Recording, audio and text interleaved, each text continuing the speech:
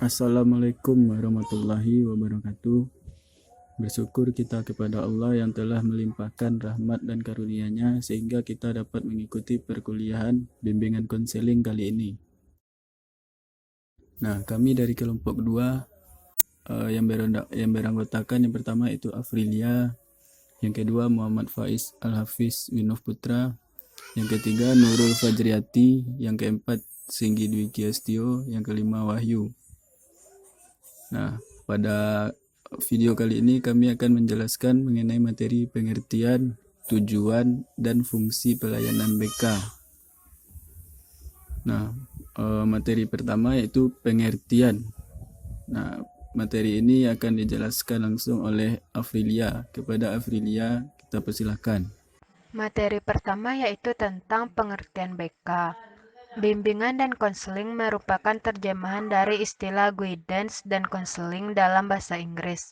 Kata guidance berasal dari kata kerja to guide yang mempunyai arti menunjukkan, membimbing, menuntun, ataupun membantu. Pengertian bimbingan. Bimbingan dapat diartikan secara umum sebagai bantuan dan tuntunan, namun tidak semua bantuan diartikan bimbingan. Arti konseling yaitu bantuan yang diberikan kepada individu dalam memecahkan masalah kehidupannya dengan wawancara, dengan cara-cara yang sesuai dengan keadaan individu yang dihadapi untuk mencapai kesejahteraan hidupnya.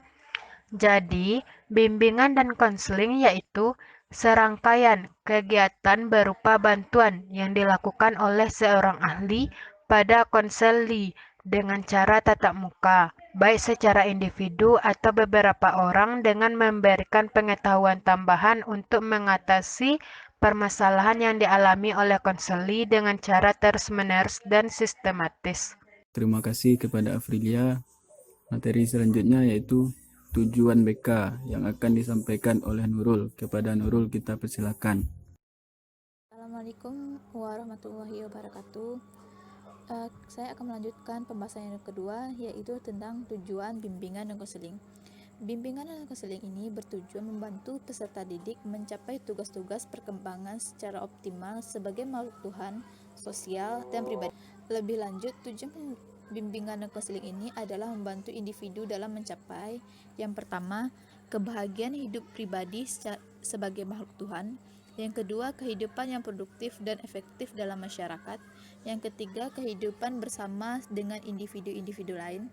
Yang keempat, harmoni antara cita-cita mereka dengan kemampuan yang dimilikinya. Untuk mencapai tujuan-tujuan tersebut, mereka harus mendapatkan kesempatan untuk yang pertama, mengenal dan memahami potensi, kekuatan, dan tugas-tugas perkembangannya. Yang kedua, mengenal dan memahami potensi atau peluang yang ada pada lingkungannya. Yang ketiga, mengenal dan menentukan tujuan dan rencana hidupnya serta rencana pencapaian tujuan tersebut. Yang keempat, memahami mengatasi kesulitan-kesulitan sendiri. Yang kelima, menggunakan kemampuan untuk kepentingan dirinya, kepentingan lembaga, tempat kerja, dan masyarakat. Yang keenam, menyesuaikan diri dengan keadaan dan tuntutan dari lingkungannya. Dan yang terakhir, yaitu menggunakan segala potensi dan kekuatan yang dimilikinya secara tepat dan teratur secara optimal. Jadi bisa disimpulkan tujuan bimbingan dan konseling di atas yaitu memberikan gambaran tentang pelaksanaan bimbingan dan konseling di sekolah.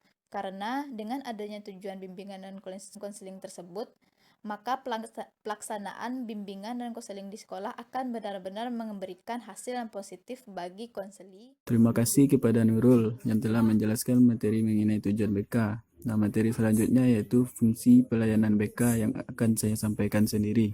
Fungsi pelayanan BK.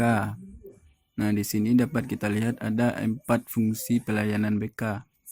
Yang pertama itu fungsi pemahaman, yang kedua fungsi preventif, yang ketiga fungsi pengembangan, yang keempat fungsi kuratif. Yang pertama mengenai fungsi pemahaman.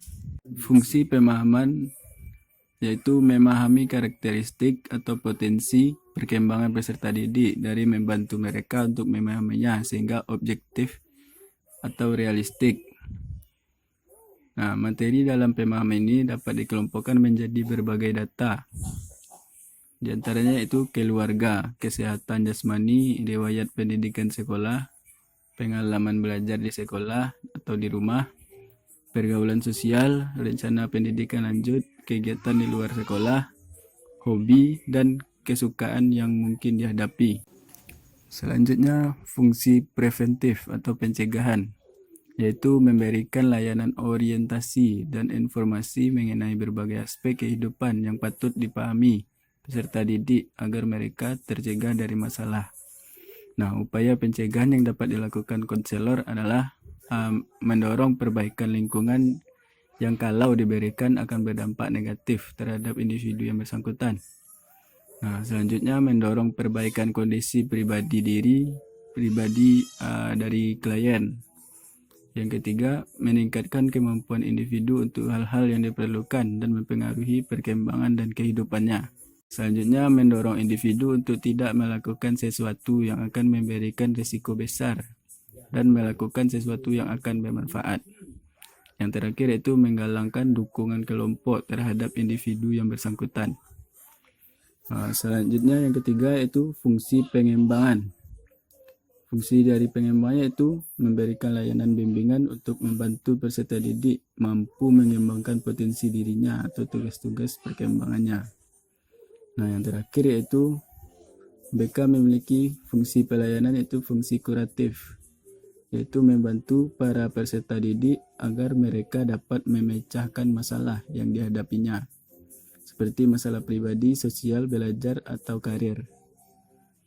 Nah, sekian materi yang dapat kami sampaikan. Saya sudahi dengan wabillahi taufiq wal hidayah. Wassalamualaikum warahmatullahi wabarakatuh.